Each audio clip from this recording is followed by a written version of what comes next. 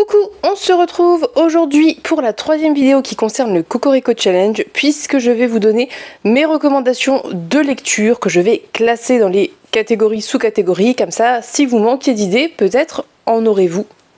C'est l'occasion de reparler de livres que j'ai aimés. Donc c'est parti, on y va. Nous n'allons pas traîner en introduction trop longue puisque je vous ai fait une grosse liste de recommandations. Il y a entre 3 et 4 titres par sous-catégorie, donc je vais essayer d'être concise, rapide. Toutefois, avant de commencer, je vous rappelle, au cas où vous l'ignoreriez, que le Cocorico Challenge est un challenge littéraire qui a pour vocation de lire de la SFFF francophone. C'est les mots-clés du challenge à retenir. On veut lire des livres francophones, mettre en avant la littérature francophone.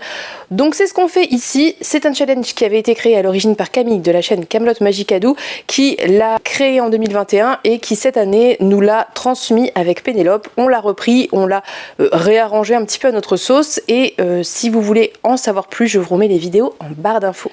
La première catégorie c'était Dark Academia et la première sous-catégorie c'était Tweed avec pour mots-clés école, hiver, automne, sombre, couleur automnale et le mot-clé nostalgie. Voilà. Première recommandation que je vais vous faire, c'est un livre que j'ai découvert très récemment qui fonctionne très bien pour le côté sombre de la couverture et du contenu aussi, et c'est Derniers jours d'un monde oublié de Chris Vuklicevic, qui est sa première publication chez Folio, donc ça, il n'existe qu'en folio, qu'en poche. Et c'est un livre que j'ai lu en début août, que j'ai absolument adoré, puisqu'ici on va suivre une île qui croit contenir les derniers humains de toute l'humanité et qui va dès le début découvrir des bateaux qui s'approchent de l'île, qui envisagent d'accoster, et ça va poser beaucoup de questions. C'est un livre qui est vraiment très riche, qui est vraiment très sombre puisqu'on est sur une île en huis clos depuis 2 ou 3 siècles. C'est de la dark fantasy, c'est de la dark fantasy réellement. Il y a des trigger warnings en termes de violence, de torture, c'est assez dur par moments, et en même temps ce que j'ai adoré dans ce bouquin, c'est que comme dans tous les autres ouvrages de l'autrice, il y a ce côté décalé entre le contenu, l'histoire, les violences et le ton qui parfois est léger. Ça crée une ambiance qui est déstabilisante par moments, mais dans le bon sens du terme. J'ai adoré cette lecture, je ne peux que vous la recommander. Deuxième livre que je vous recommande, je crois qu'il n'est plus du tout trouvable, mais peut-être l'avez-vous dans votre pile à lire, c'est Vers de lire de Louise Lebarre. C'est un livre qui fonctionne extrêmement bien pour le côté automnal, sombre, et le côté nostalgie aussi, puisqu'on va suivre un écrivain à succès qui écrit des thrillers polars, qui va aller dans la maison de sa grand-mère pour débarrasser la maison car sa grand-mère est décédée. Il va retrouver des gens qui habitent là-bas toujours depuis qu'il connaît depuis qu'il est petit, et il va y avoir tout un mystère autour d'un château qui a été racheté par une Anglaise et qui est assez âgée, que personne ne voit jamais et qui est très mystérieuse, et d'une jeune fille qui vit là-bas. Je vous laisserai découvrir. C'était vraiment un livre d'ambiance. C'est un livre d'ambiance, c'est pas forcément super surprenant, moi je m'attendais à la fin, mais c'est un livre d'ambiance qui a un certain engagement sur des questions de féminisme notamment, et vraiment ça fonctionne très bien si vous cherchez un livre pour lire un peu frissonnant comme ça, légèrement, ça fait pas franchement peur, mais pour lire autour d'Halloween par exemple, c'est le livre parfait. Dans un tout autre genre, je vais vous parler ici de Tonnerre après les ruines de Floriane Soulas. Excellent ouvrage de SF publié chez Argile que j'ai absolument adoré, puisqu'ici on va suivre le monde, l'humanité après l'apocalypse, et on va suivre principalement 2 femmes qui travaillent ensemble, qui voyagent ensemble et qui servent de gardiennes de caravanes qui se déplacent dans les plaines infestées de créatures assez effrayantes, et ces 2 femmes vont être amenées à retourner à la ville de Tonnerre, qui est une ville assez sombre, assez glauque. C'est un livre qui parle de pas mal de choses, qui parle de différence, qui parle d'évolution, qui parle aussi de l'humanité dans qu'il faut conserver l'humanité à tout prix. Ça parle d'expérimentation scientifique, c'est assez glauque, c'est assez dérangeant. Il y a pas mal de body horror, pas mal un côté très glauque, très organique, des choses très dérangeantes, mais qu'est-ce que c'était génial, qu'est-ce que c'était bien écrit, qu'est-ce que c'était page-turner, j'ai adoré. Je vous recommande vraiment à découvrir Tonnerre après les ruines, c'était une pépite, c'est un livre que j'ai adoré, j'en garde d'excellents souvenirs, et ça fonctionne, vous l'aurez compris, pour le côté sombre, donc vraiment excellent ouvrage à découvrir.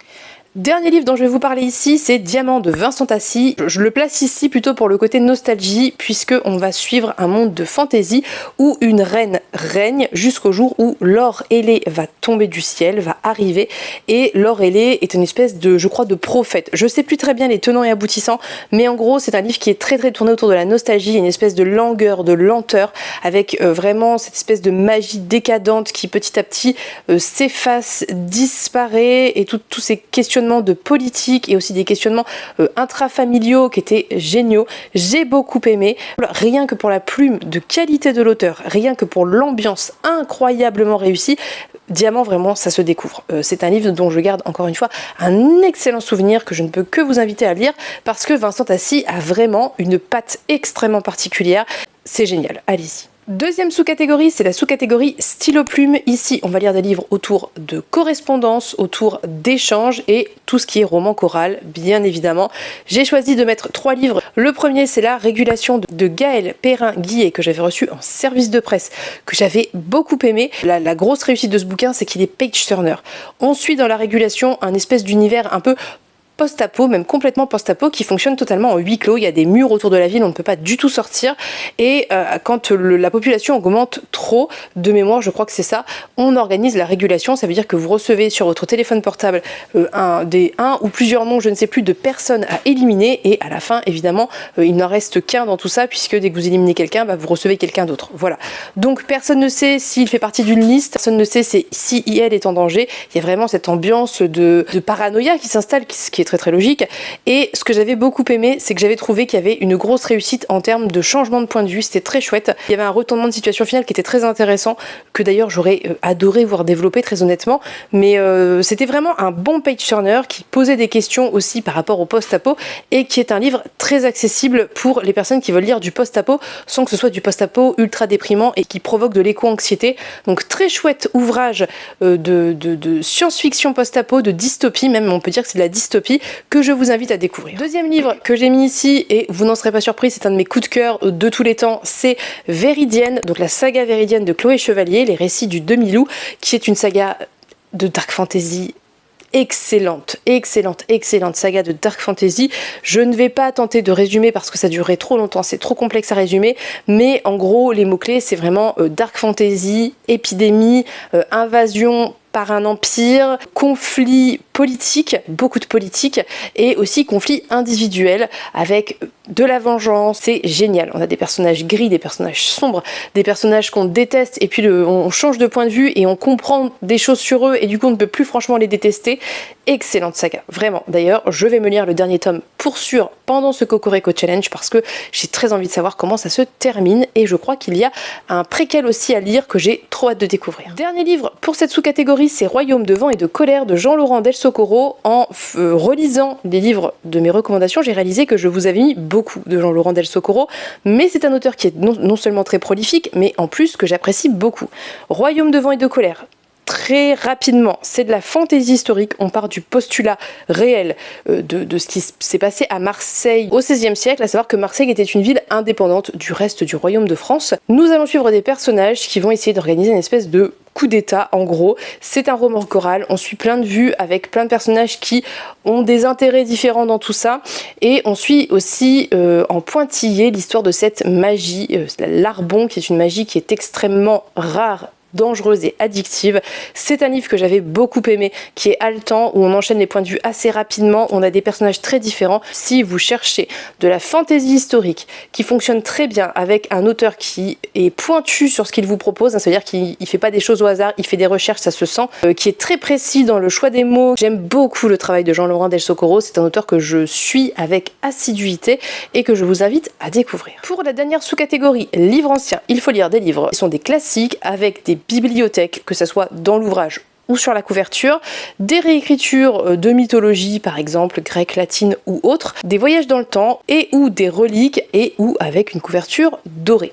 Ici 3 livres à vous présenter qui sont 3 livres de réécriture mythologique parce que je ne suis pas très originale, mais ce sont des livres que j'ai adorés. Le premier, je l'ai lu très récemment, c'est Conjuration de Bleuhen Guillou qui vient tout juste de sortir. Si vous voulez faire le défi, lire un livre de la rentrée littéraire en septembre, vous pouvez sortir Conjuration parce que c'était très chouette. je tire un peu le sens parce que c'est pas à proprement parler la réécriture. Ça se situe dans une ambiance latine antique avec de vrais éléments culturels existants, avec des faits historiques repris et réarrangés, mais c'est pas la réécriture d'un mythe par exemple. Ceci étant dit, vu qu'on est dans l'idée Dark Academia avec cette fascination pour tout ce qui est grec, latin, langue morte et tout, ça fonctionne très bien quand même.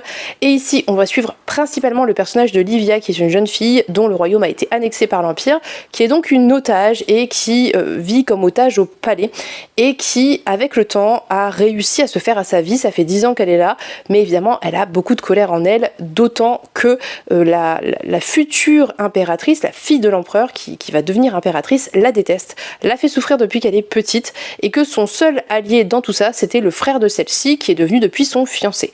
Donc, en gros, l'histoire ici, c'est qu'on est vraiment sur cette idée de complot, de vengeance, de récit politique, avec des personnages gris très réussis, et surtout, ce que j'ai aimé, c'est l'évolution de ces personnages au fur et à mesure du récit, et comment les relations se nouent, se dénouent, se créent. C'est hyper bien écrit. C'est une plume qui est particulière à la plume de Blen Guillou parce qu'elle est assez froide. Ça peut être déstabilisant, mais comme je le disais dans le vlog où j'en parlais, là où ça compense très largement, c'est que les personnages sont tellement emplis de passion et d'hubris que cette plume très froide, finalement, s'imbrique très bien avec toutes ces émotions qui débordent et ces sentiments qui débordent des personnages. J'ai adoré. Je vous recommande de découvrir Conjuration, c'était génial. Deuxième recommandation, et je ne vais pas m'étendre, bien entendu, c'est Pallas de Marine Carteron, une de mes sagas chouchou de tous les temps. Pallas, c'est de la réécriture mythologique, c'est la réécriture de la guerre de Troie, sauf qu'on démarre dans le tome 1 40 ans avant la chute de Troie, et on va suivre la logique qui a mené à cette chute de Troie et comment les dieux et surtout Athéna a orchestré la chute de Troie tout simplement pour retrouver sa sœur de lait Pallas. C'est extrêmement sourcé. L'autrice à la fin de chaque ouvrage vous a mis un index, un lexique avec tout ce que vous voulez, mais en plus chapitre par chapitre elle vous donne ses sources. Quel mythe elle a repris, de quel auteur, ce qu'elle a changé, ce qu'elle a gardé, ce qu'elle a modifié, là où il y avait des trous et où elle a arrangé les choses comme elle le pensait. C'est un excellent ouvrage. Réécriture mythologique young adult avec en plus un réel travail d'écriture avec une plume qui réussit très bien le familier dans les dialogues et le presque poétique à certains moments dans la narration. Donc vraiment, je ne peux que vous encourager à découvrir Pallas si vous avez adoré vos cours de mythologie quand vous étiez au collège, au lycée ou à la fac. Vraiment, allez là-dedans parce que c'est exactement ce qu'on recherche quand c'est comme ça. Dernier livre dont je vais vous parler, c'est Vainqueuse de Jean-Laurent Del Socorro, puisque là on est sur la réécriture de l'histoire de Cynisca, princesse de Sparte, qui est la première femme à avoir remporté les Jeux Olympiques, la course de chevaux. Bon bref, ce que j'en ai gardé, c'est un excellent souvenir parce qu'on est sur un roman qui est LGBTQIA+ friendly, avec des relations saphiques, avec un personnage féminin qui va évoluer mentalement. On a ce côté fantasy par l'intervention de dieux et déesses. Vraiment, c'était un très bon livre. C'est pareil, c'est jeunesse, c'est assez jeunesse, donc avec tout ce que ça peut impliquer quand on est dans du jeunesse, ça veut dire un world building qui n'est pas extrêmement développé comme on pourrait l'aimer en fait quand on apprécie ce qu'on lit évidemment, mais c'est du très bon, encore une fois, young adult. Je ne peux que vous recommander de découvrir Vainqueuse. Deuxième menu, c'était Light Academia avec pour premier mot-clé tasse. Ici, on va lire des livres cosy, réconfortants, doudous, qui sont joyeux, qui parlent de joie, et on a associé tout ça à la couleur crème. J'ai 4 livres à vous recommander qui ne sont pas forcément des livres qui pourraient fonctionner avec le mot light, avec le mot lumineux, mais qui fonctionnent quand même. Premier livre, c'est Pax Elfica de Pierre Grimbert. C'est de la fantaisie un peu à la Tolkien, mais avec quelque chose de beaucoup plus léger, de beaucoup plus drôle. Je l'ai mis ici parce que vraiment pour moi c'est un livre doudou. J'ai adoré l'ambiance, j'ai adoré les personnages. C'est un livre qui va parler d'invasion, de colonialisme, puisque on suit des personnages dans une ville qui était dirigée par un nécromancien. Les elfes ont débarqué, se sont débarrassés du nécromancien et se sont installés à la tête de la ville à sa place. Et de ce qui devait être une libération, en fait on tombe dans une autre dictature et on suit principalement un nain et son épouse ainsi qu'un jeune humain et un 4e personnage qui vont essayer de se dépatouiller de cette situation très compliquée, et vraiment c'était génial. C'est pas forcément si joyeux que ça, mais c'est doudou, c'est réconfortant. Si vous avez aimé Tolkien et si vous avez aimé toutes ces ambiances là, ça va vous donner cette impression d'aller dans quelque chose de cosy quoi. Deuxième livre que j'ai mis ici, c'est pour le mot joie. C'est le livre de Nathan de Nicolas Cartelet parce que je l'ai trouvé, bien que dramatique à certains moments, très drôle à d'autres. Le livre de Nathan, c'est publié chez Mu, c'est très court, ça parle de Nathan qui est un jeune homme, enfin la trentaine, un homme quoi, qui a écrit un livre sur son bateau, tout seul avec son chien je crois, et il propose ce livre à un éditeur qu'il connaît, hein, puisqu'il travaille pour des maisons d'édition, il est traducteur je crois, qui lui dit clairement que c'est de la merde et que ils sont amis, donc il va être franc avec lui, c'est une grosse daube et il va retourner sur son bateau, picoler comme un trou toute la nuit. Quand il se réveille, les eaux ont monté et 90% de l'humanité a disparu. Seuls restent ceux qui avaient des embarcations pour flotter sur les eaux. Et on va suivre l'histoire du livre de Nathan à travers les siècles, voire les millénaires. Et c'était cocasse, c'était intelligent, c'était drôle, c'était sarcastique, ironique. J'ai adoré le livre de Nathan. J'ai adoré ce bouquin. D'ailleurs, je crois que je ne l'ai pas et je pense que je vais me le procurer parce que parfois j'y repense et j'ai envie de relire certains passages. Donc vraiment, excellent ouvrage que je ne peux que vous inviter à découvrir. C'est impertinent, ça se lit très bien et vraiment ça a une saveur particulière pour moi. Troisième livre dont je vais vous parler, c'est un livre qui est très sombre mais qui est très doudou et cosy par les relations que l'on retrouve entre les personnages et c'est Meute de Karine Renberg.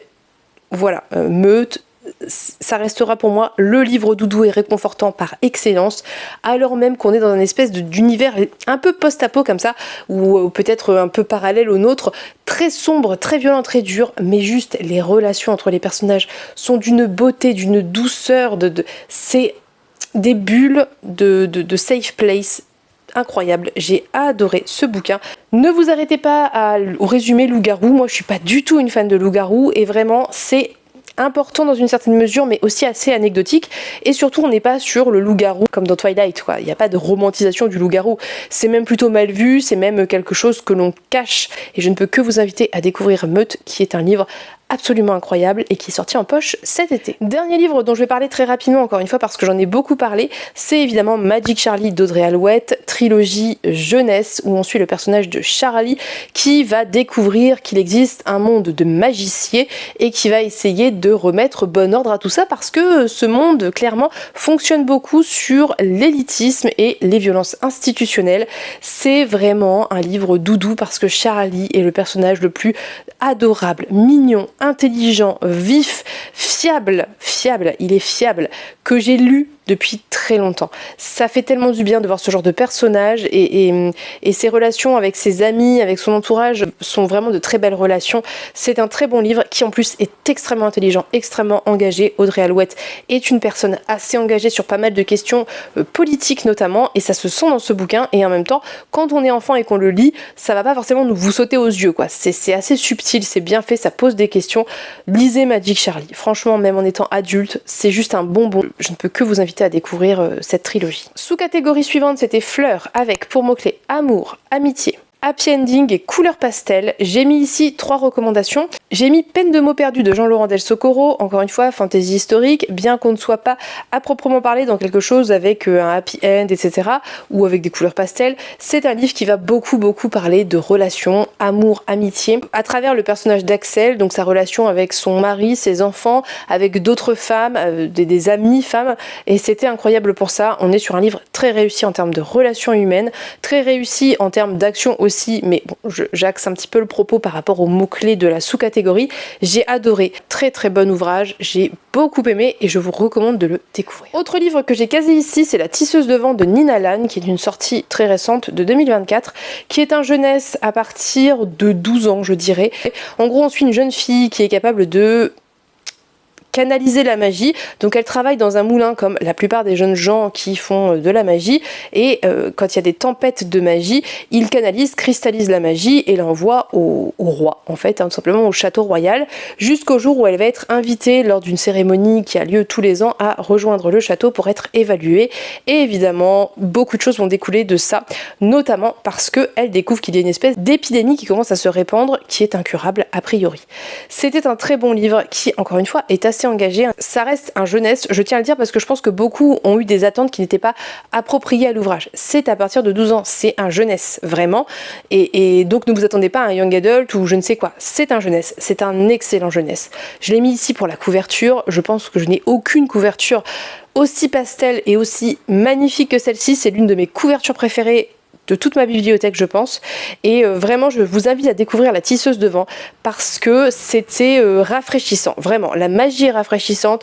Les personnages, les interactions, les relations sont bien pensées, dénoncent ce qu'il faut, mettent en avant ce qu'il faut. Enfin, voilà. Donc ça fait du bien. C'est un livre que vous pouvez mettre sans aucun souci dans les mains de vos pré-ados, par exemple. Allez-y les yeux fermés. Dernier livre que j'ai casé ici, c'est Sirem et l'oiseau maudit de Yasmine Djebel que j'avais reçu en cadeau. L'une d'entre vous, par contre, je ne sais pas ton prénom, je ne connais que ton pseudo, donc c'est l'ivresse des mots. J'ai adoré Sirem et l'oiseau maudit, c'est aussi un jeunesse, c'est publié chez Rajo, je crois. C'est un livre qui va développer différentes choses que sur à la fois l'aspect des inspirations, puisque Yasmine Djebel dit qu'elle s'est inspirée de contes que lui racontait son grand-père qui était algérien, ou qui est algérien, je parle au passé mais peut-être pas du tout. Il y a vraiment cette ambiance-là du Maghreb, de contes du Maghreb qui est incroyable, que j'ai beaucoup aimé. On suit un personnage féminin qui va évoluer. C'est un livre qui est assez engagé en termes de thématique, qui est très chouette, très bien écrit, qui est assez complexe pour un jeunesse. Il se passe beaucoup de choses, il y a beaucoup d'événements, beaucoup de choses traitées.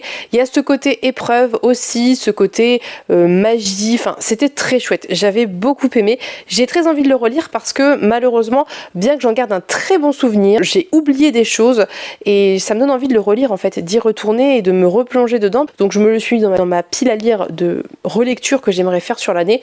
Soit, toujours est-il que vraiment je vous recommande Sirem et l'oiseau maudit. Troisième sous-catégorie, c'est la sous-catégorie pinceau. Ici, on a pour mots-clés art, optimisme et créativité. 3 livres dont je vais vous parler rapidement parce que ça fait trop longtemps que je parle. Les fourneaux de Crashmore de Raphaël Bardas, je vous en avais parlé. Pourquoi je le mets ici? Parce que y a un fort côté créatif autour de la cuisine. Donc c'est de la fantaisie assez sombre, quand même assez dark. On va suivre 4 jeunes gens qui vont s'enfuir avec des artefacts magiques qui semblent leur attirer une certaine poisse et qui vont aller d'épreuve en épreuve, mais qui vont pas mal cuisiner. Il y a vraiment ce côté méditerranéen autour de la bouffe et vraiment pour moi ça rentre très bien dans le côté art et créativité. Donc j'en ai parlé assez récemment, je crois, dans mon bilan de lecture du mois de mai. Donc allez voir ça si vous voulez plus de détails, mais je vous recommande de lire Les fourneaux de Crashmore, qui est un livre que j'ai vraiment beaucoup aimé. Deuxième livre dont je vais vous parler, c'est Là où règnent les baleines de Jolan C. Bertrand. J'aurais pu le mettre dans la sous-catégorie précédente parce que la couverture est très pastel, mais je trouve que ce qui ressort pas mal de ce bouquin, c'est le côté optimiste. C'est un livre où on suit une jeune fille qui va aller sur l'île de son oncle, coupée du reste du monde parce qu'elle a eu une fin d'année assez difficile. C'est une sportive d'assez haut niveau, mais elle est jeune, je crois qu'elle a 12 ans.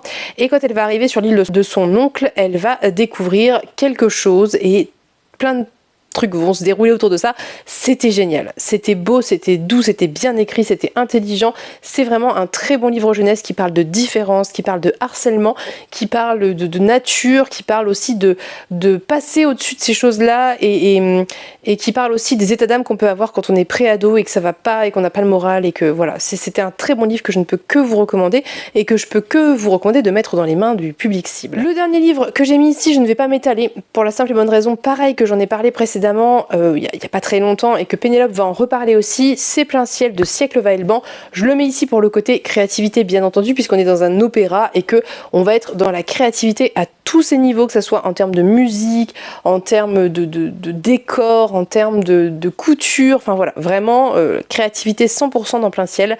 C'était très chouette, j'ai vraiment beaucoup aimé, je regrette d'avoir mis autant de temps à le lire. Il y a tout de même des trigger warnings, c'est un livre qui est aussi assez dur et qui parle de pas mal de choses comme les relations intrafamiliales et les violences des plus forts, des gens qui ont le pouvoir sur ceux qui leur sont inférieurs. Donc vraiment livre engagé, intéressant, intelligent.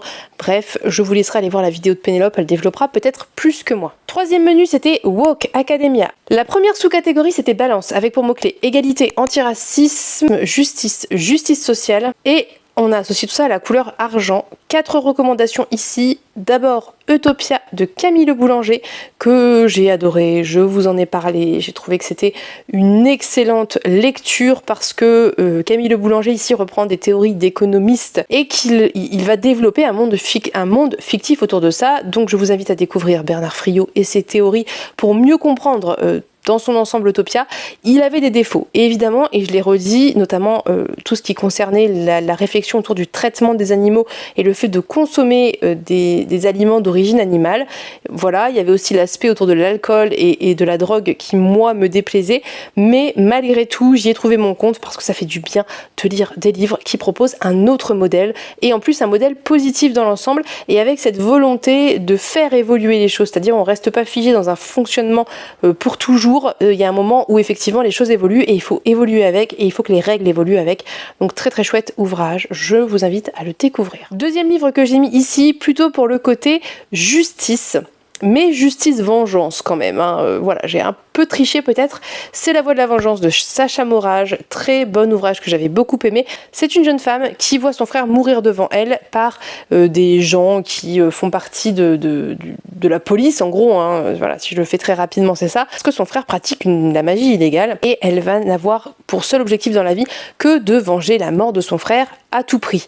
Et c'est en ça que je vous dis c'est justice mais vengeance, parce que finalement la justice ne fait pas son travail dans cet ouvrage, parce que personne ne prend au sérieux l'histoire de son frère et son histoire à elle, et qu'elle va décider de faire justice elle-même. C'est un livre que j'avais aimé principalement parce que j'ai adoré suivre ce personnage. On voit ce personnage sombrer dans une sorte de folie un peu qui était très réussie, très réussie. On la voit faire des choses, penser des choses, dire des choses et changer totalement. Entre le personnage du début et le personnage de fin, on n'est plus sur du tout la même jeune femme, et j'avais trouvé ça extrêmement réussi, très bien fait, très intelligent.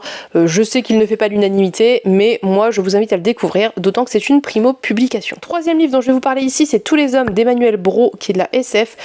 Pourquoi? Pour le côté justice sociale, justice et racisme, antiracisme, puisqu'on suit 3 personnages, 3 hommes sur un vaisseau, donc c'est de la SF, hein, c'est un vaisseau dans l'espace, et donc on suit le capitaine, l'apprenti capitaine et un homme qui travaille plus ou moins en cale.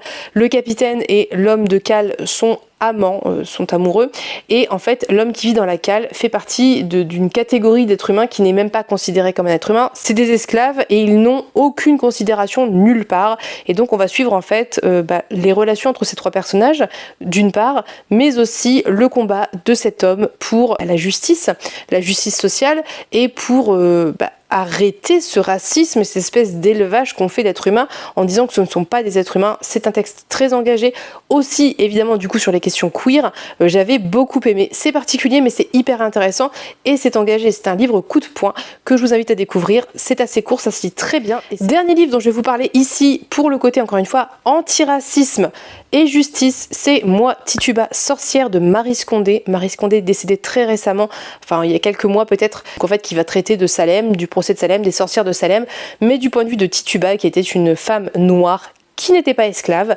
qui était libre, qui est née libre, et qui va passer sa vie à se battre pour faire valoir ses droits, à savoir qu'elle n'est pas esclave, et pour survivre dans ce monde évidemment extrêmement misogyne, extrêmement raciste, et notamment survivre à Salem, puisqu'elle est accusée de sorcellerie parce qu'elle est une femme noire. Voilà. Donc livre très engagé, il y avait une part de fantastique aussi qui était très réussi, que j'avais beaucoup aimé, et j'ai trouvé ça génial parce que Tituba est un personnage qui a existé mais dont on n'a rien du tout, parce que comme c'était une femme noire, personne n'a pris le temps d'écrire quelque chose sur elle, et Maryse Condé prend le parti de rattraper ça en fait, et d'écrire l'histoire de Tituba. Deuxième sous-catégorie, c'était Crayon de couleur, avec pour mots-clés LGBTQIA+, handicap, couleur néon, couleur flashy. J'ai choisi de mettre ici Persona de Yelena, qui est donc un roman à ambiance latine-antique qui va fonctionner ici pour l'aspect LGBTQIA+, puisqu'on a un personnage non binaire, et c'est un livre que j'ai beaucoup aimé parce que c'est un livre qui est extrêmement prenant, où on va suivre des jeunes enfants, des jeunes gens, des adolescents qui ont une magie, chacun a une magie très spécifique, peut faire quelque chose de très spécifique, et quand on découvre ça chez les enfants, on les met dans un endroit dédié où à partir d'un certain âge, les plus riches gens de la ville peuvent les louer pour louer leurs services. En gros, alors il y a quand même des règles, mais bon, voilà, jusqu'à leurs 18 ans où ils doivent choisir entre continuer la magie et ne jamais se marier, ne jamais avoir d'enfants, ne pas se reproduire en fait, ou alors quitter cette magie et rentrer dans le monde normal des humains sans pouvoir. C'est un livre très engagé aussi, encore une fois, hein, d'un point de vue politique, sur l'élitisme, sur comment on déshumanise certains humains. Il y a ceux qui font de la magie, qui ont de la magie. Il y a ceux qui sont comme vous et moi, hein, voilà, des humains classiques. Et il y a ceux en fait qui sont, je ne sais plus comment ça s'appelle, mais en gros, qui ont un espèce de côté comme s'ils étaient éteints en fait, et qui sont très serviles et qui sont très utilisés de manière comme si c'était pas des êtres humains. Donc il y a vraiment beaucoup de questions qui sont posées dans cet ouvrage, et je pense que c'est un très bon ouvrage pour les adolescents parce que je crois vraiment qu'on peut y retrouver des questionnements qu'on avait quand on était adolescent. C'est assez dur quand même, hein, mais c'était génial. Donc je vous invite vraiment à découvrir Persona. Autre livre que je vous invite à découvrir ici, c'est Emblème d'Inaciel, parce que on suit le personnage d'Ereb qui clairement a des soucis de santé mentale, donc il rentre pour moi dans la catégorie handicap dans la mesure où pour lui sortir de chez lui c'est quasiment impossible, il est caché, il se cache aussi lui-même et c'est très compliqué pour lui. Donc vraiment c'est un livre qui va parler de pas mal de choses, de relations, d'émancipation des femmes. On est dans un univers de fantasy un peu Green Academia justement, où on suit un personnage féminin qui va essayer de s'émanciper, de partir de cet endroit où les femmes n'ont pas de droit et n'ont de droit que par le mariage, et elle espère utiliser Ereb pour ça. Et quant à lui, Ereb est un jeune homme qui vit complètement reclus, caché, seul, parce qu'il a des soucis déjà lui, mais en plus il y a une espèce de rumeur qui court sur lui. Donc on suit cette relation, on suit une expédition scientifique, on suit pas mal de choses, c'est très chouette, très bien écrit, vraiment l'ambiance est très réussie, j'ai adoré ça. Le deuxième tome va sortir bientôt, je compte bien le lire, c'est une duologie, c'est parfait. Encore une fois, un livre de Jean-Laurent Del Socorro, donc Morgane Pendragon, pour les personnages LGBTQIA+, puisque on est sur une réécriture de la légende arthurienne, sauf qu'ici c'est Morgane qui va retirer l'épée du rocher, qui va devenir reine de l'ogre, et que on est sur un univers où les femmes peuvent se marier entre elles, les hommes peuvent se marier entre eux, où on a le droit d'avoir des relations polyamoureuses, où voilà, il y a vraiment une liberté totale des relations entre les humains, et c'était génial. J'ai adoré cet aspect-là qui est tellement réconfortant, tellement agréable, qui fait du bien. Et en plus, le personnage de Morgane était un personnage que j'ai trouvé très attachant pour ma part. J'ai beaucoup aimé toute cette réécriture que j'ai trouvée intelligente, bien faite, bien pensée, avec une inclusion des contes anglo-saxons et des figures de contes anglo-saxons comme les géants, etc. Enfin, c'était génial, vraiment, j'ai adoré Morgane Pendragon. Troisième sous-catégorie, c'était fauteuil réconfortant, avec pour mots-clés foyer, regroupement et communauté. Je vous ai mis 3 recommandations. Évidemment, sans grande surprise, Pierre d'Angle de Pascal Quivigé, encore une publication à l'origine de chez Le Rouergue, donc Rouergue Jeunesse. Pourquoi je l'ai mis ici ? Pour le côté foyer et communauté, ça fonctionne très bien. Est-ce que je dois vous reparler de Pierre d'Angle ? Non, je l'ai fait des dizaines de fois. Je l'ai fait de nombreuses fois, donc je vous remets ça en barre d'infos si vous voulez en savoir plus, mais sachez que vraiment pour moi c'est l'une de mes sagas préférées, ça rentre dans mon top de sagas préférées de tous les temps, j'ai adoré.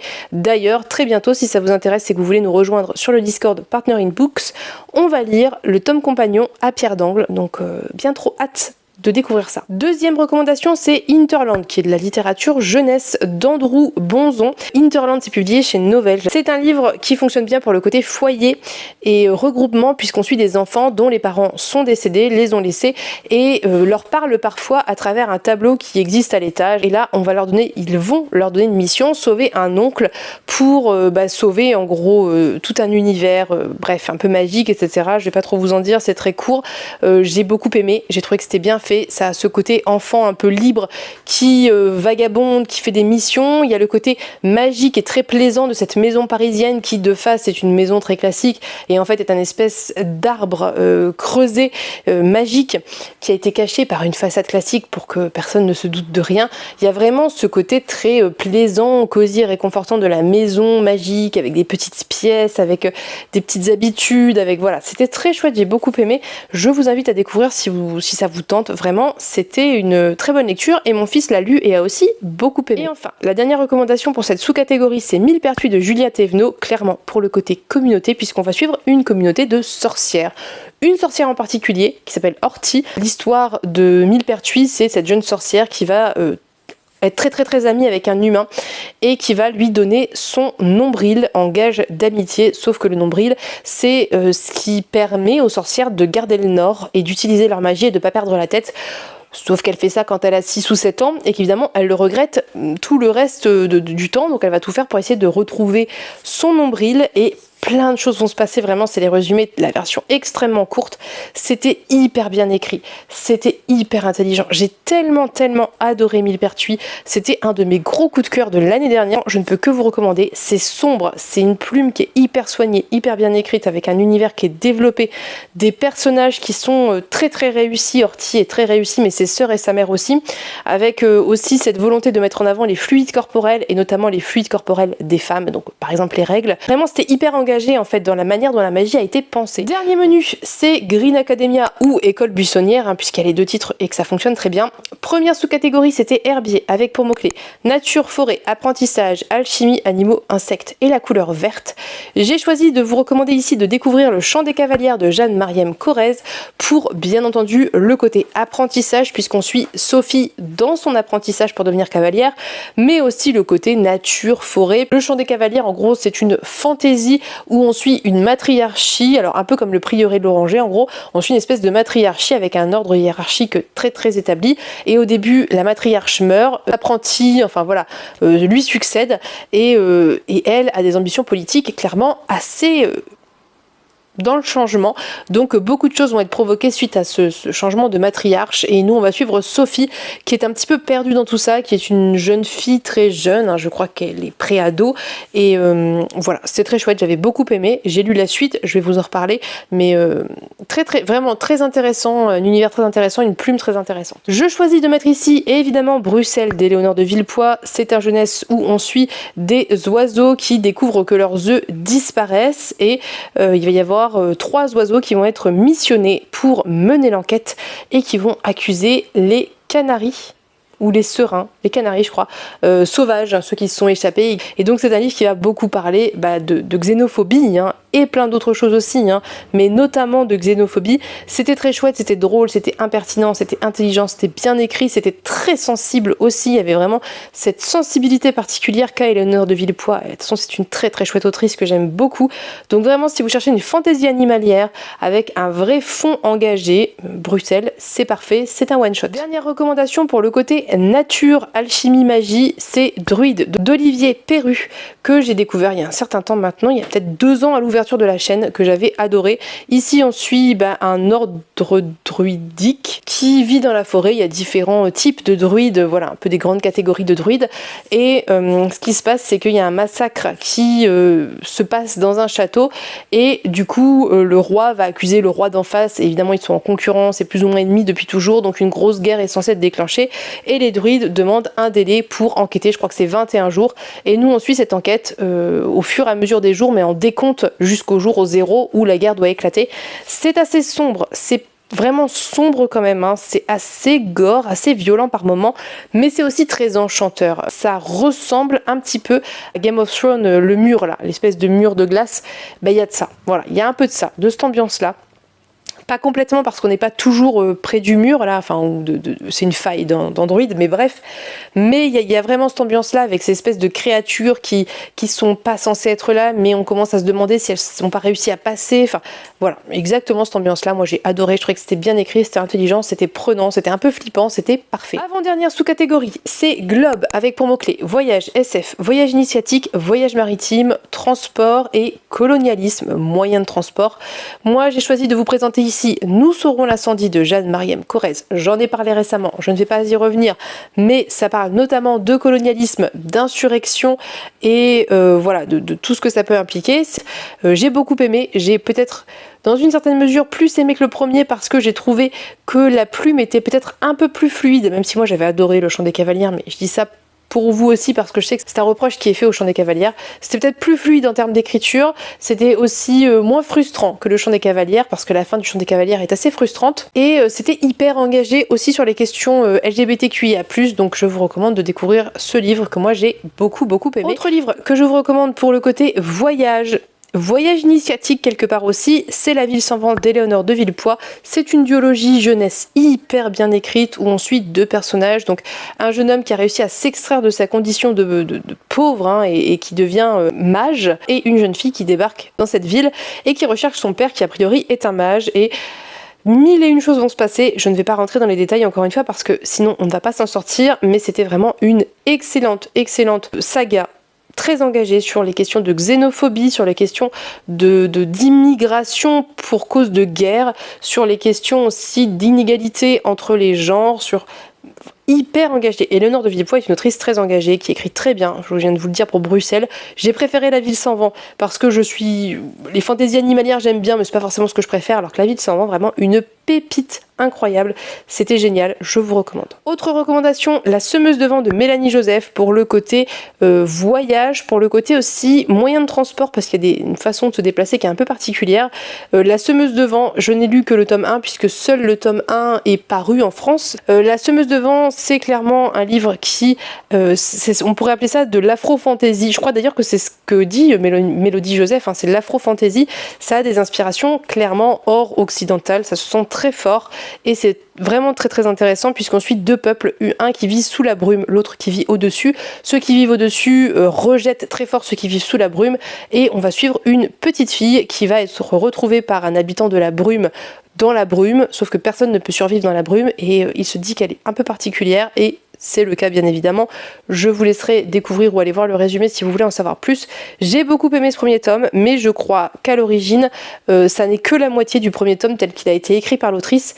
Et ça se sent un petit peu, ça veut dire que c'est vraiment très introductif. Voilà, il manque vraiment cette deuxième moitié, je pense, pour que ça prenne toute son ampleur. Dernier livre que je vais vous recommander dans cette sous-catégorie, c'est la trilogie baryonique de Pierre Rofast, pour le côté SF et voyage, hein, puisqu'on suit des personnes qui se déplacent dans un vaisseau spatial, donc ça fonctionne très bien. C'est une saga de science-fiction très engagée sur les questions écologiques notamment. C'est aussi une saga qui est queer puisqu'on a des relations saphiques dedans. C'était une très bonne saga de SF. En fait, il y a vraiment deux pans dans cette saga, c'est-à-dire qu'il y a le pan très humain, politique, écologie et le côté vraiment purement scientifique, mathématique. Pour moi, c'est un mélange qui se marie très bien, qui était très réussi, qui était très engagé. J'ai adoré cette trilogie. Je vous laisse découvrir si jamais ça vous tente ce que je peux vous en dire, mais c'était vraiment très chouette. C'était une très bonne trilogie.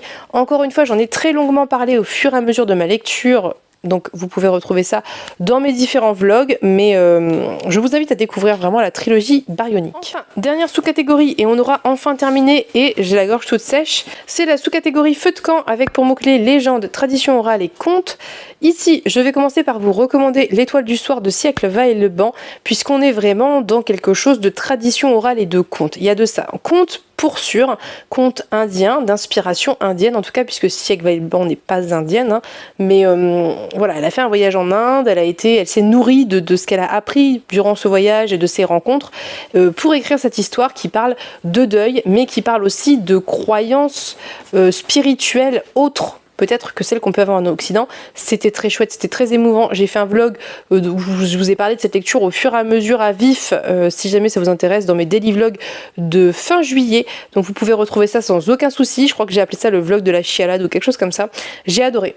C'est un très bon jeunesse. Si vous cherchez un ouvrage qui parle de deuil pour un enfant, il est parfait. Je vous recommande aussi Les Flammes de la nuit de Michel Pagel pour le côté, encore une fois, légende des contes, puisque ça a ce petit goût un peu légende arthurienne. C'est un livre qui est très particulier. Le pitch de base, c'est qu'on suit une jeune princesse qui va naître dans un royaume qui est extrêmement misogyne et on fait venir les fées sur son berceau pour lui souhaiter d'être belle, de chanter bien et de savoir coudre. Sauf que un mage, qui n'est pas sans rappeler Merlin, va manipuler la dernière de ces fées, la 7e, et va lui faire dire l'inverse de ce qu'elle voulait dire et elle va lui souhaiter d'être la femme la plus intelligente de tout le royaume et qu'elle soit plus intelligente que les hommes et qu'elle écrase ceux qui essaieront de se mettre sur son chemin. Et évidemment, ça va totalement tout bouleverser. C'est un livre que j'ai beaucoup aimé, même si ma partie préférée, c'était peut-être la première. Après, on part un peu sur d'autres choses qui n'étaient néanmoins, qui étaient très intéressantes, mais qui perdaient un petit peu ce ton décalé, ironique, un petit peu à la Pratchett, si vous voulez. Donc voilà, j'ai peut-être un petit peu moins aimé, mais ça reste une très bonne lecture dans tous les cas. La dernière lecture dont je vais vous parler ici, pour le côté légende des contes, encore une fois, c'est Trois battements à silence d'Anne Fakhouri, puisqu'on est sur une réécriture réécriture de l'histoire de Mélusine. On va suivre un homme dans notre époque actuelle à nous qui est un changelin, voilà. Et je vais pas trop vous en dire plus parce que 3 battements à silence, c'est un livre qu'il faut découvrir. C'est un de mes coups de cœur, pareil, un de mes très gros coups de cœur de fin de l'année dernière tout court. J'ai adoré, j'ai pleuré, j'ai été émue, j'ai été touchée, j'ai trouvé que la plume d'Anne Fakouri, c'est vraiment une plume exceptionnelle et très particulière. Elle parvient à utiliser la vulgarité, à être ultra familière dans ses propos parfois, et à côté de ça, à vous écrire des choses hyper élevées, poétiques, touchantes. Enfin, c'est vraiment une plume à découvrir, Anne Fakouri, absolument. C'est la dernière publication de l'autrice, ça a même été publié, il me semble, à titre posthume. Elle était malheureusement décédée quand c'est sorti. C'est donc sa dernière œuvre. C'est un livre qui est très touchant. Sincèrement, j'ai été très émue par cet ouvrage. J'ai adoré, c'est dur, il y a des trigger warnings, c'est particulier. Enfin, c'était génial.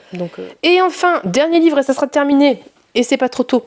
L'Évangile selon Myriam de Katie Stewart, qui est donc de la réécriture de contes, concrètement. Hein. C'est l'histoire de base, c'est Myriam qui vit dans une société post-apo qui refuse la technologie et qui n'a pas de talent particulier, sauf celui de raconter, de conter des histoires, et c'est ce qu'elle va faire. Elle va réécrire un petit peu tout ce que nous, on peut connaître de la Bible jusqu'à Cendrillon, voilà, toutes les légendes et les contes qui existent pour nous. Elle va les réécrire avec évidemment un point de vue très différent du nôtre sur la chose, beaucoup plus féministe, beaucoup plus engagé, et c'était vraiment, l'Évangile selon Myriam, une excellente surprise et une excellente lecture. C'est très juste. Il y a aussi de l'analyse par exemple de la Bible avec des versions un peu différentes et c'est vraiment très intelligent, c'est très bien fait. Je vous invite à découvrir Katie Stewart. D'ailleurs, j'ai rajouté un livre dans ma palle pour le Cocorico de cette autrice et je serai extrêmement curieuse de découvrir tout ce qu'elle a fait et pourra faire parce que vraiment c'est très particulier mais très pointu. Voilà pour mes recommandations. C'est une vidéo qui est assez dense, je vous referai des visuels ou beaucoup plus synthétiques que je mettrai sur les réseaux sociaux dans les jours à venir si jamais.